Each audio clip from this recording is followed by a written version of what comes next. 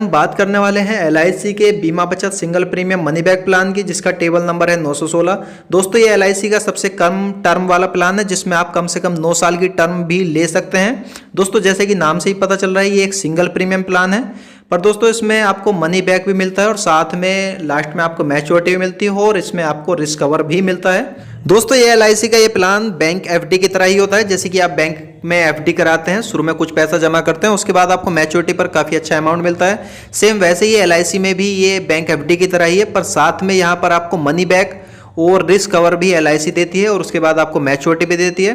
15% money back LIC आपको बीच बीच में देती रहती है और उसके बाद आपको मैच्योरिटी भी देती है। साथ में यहाँ पर रिस्क कवर भी आपको पूरा मिलता रहता है। तो दोस्तों, सबसे पहले हम इसकी एलिजिबिलिटी के बारे में जान लेंगे कि कौन कौन इस प्लान को ले सकता है और उसके बाद हम एक एग्जाम्पल लेकर समझेंगे। दोस्तों, सबसे पहले हम बात करेंगे इसकी मिनिमम एज की। तो मिनिमम एज यहाँ पर इस प्लान में 15 ईयर दी गई है। कम से कम 15 साल का बच्चा और उससे ऊपर के व्यक्ति इस प्लान को ले सकते हैं। मैक्सिमम एज यहाँ पर 50 साल दी गई है। 50 साल तक का व्यक्ति इस प्लान को ले सकता है। टर्म की बात करें तो 9 ईयर, 12 ईयर और 15 ईयर यहाँ पर टर्म दी गई है। 9 ईयर के लिए सम एश्योर्ड जो इस प्लान में दिया गया है 35,000, 12 ईयर के लिए 50 और 15 ईयर के लिए 70,000। यहाँ पर मैक्सिमम सम एश्योर्ड की कोई भी लिमिट नहीं दी गई है। आप अपने बजट के हिसाब से सम एश्योर्ड ले सकते हैं, यहाँ पर कोई भी लिमिट नहीं दी गई है।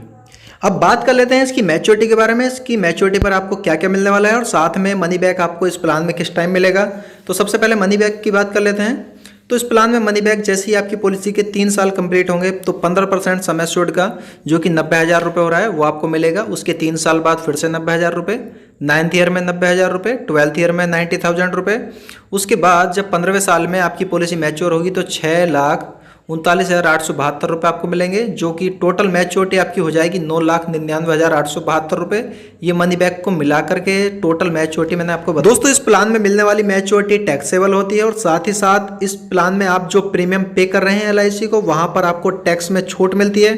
तो दोस्तों, ये जो मैच्योरिटी आपको मिली है एलआईसी से, आप इसे अपने हिसाब से खर्च कर सकते हैं। आप अपने बच्चों की एजुकेशन पर खर्च कर सकते हैं, आप उन्हें एक अच्छा बिजनेसमैन बना सकते हैं, या आपके बच्चे किसी दूसरे फील्ड में करियर बनाना चाहते हैं तो आप इन पैसों को वहाँ पर भी खर्च कर सकते हैं। तो दोस्तों, अब बात कर लेते हैं डेथ के केस में पॉलिसी होल्डर के नॉमिनी को क्या मिलने वाला है। तो दोस्तों, जैसे कि मैंने पहले ही बताया, इस प्लान में आपको रिस्क कवर में मिलता है।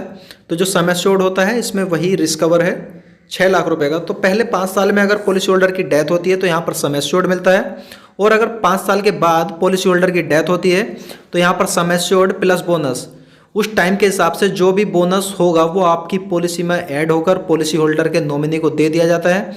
और दोस्तों, साथ ही साथ इस प्लान में अगर आप टर्म राइडर लेना चाहते हैं तो आप टर्म राइडर भी ले सकते हैं अलग से।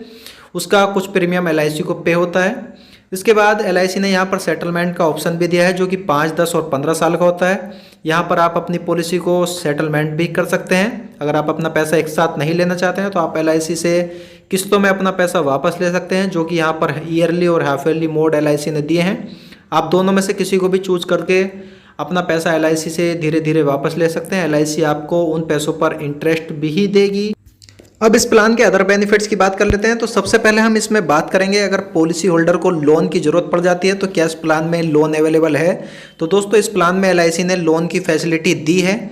आप लोन पॉलिसी के 1 साल पूरा होने के बाद किसी भी टाइम ले सकते हैं, और अगर आप अपनी पॉलिसी को सरेंडर करना चाहते हैं तो वो भी इसमें अवेलेबल है।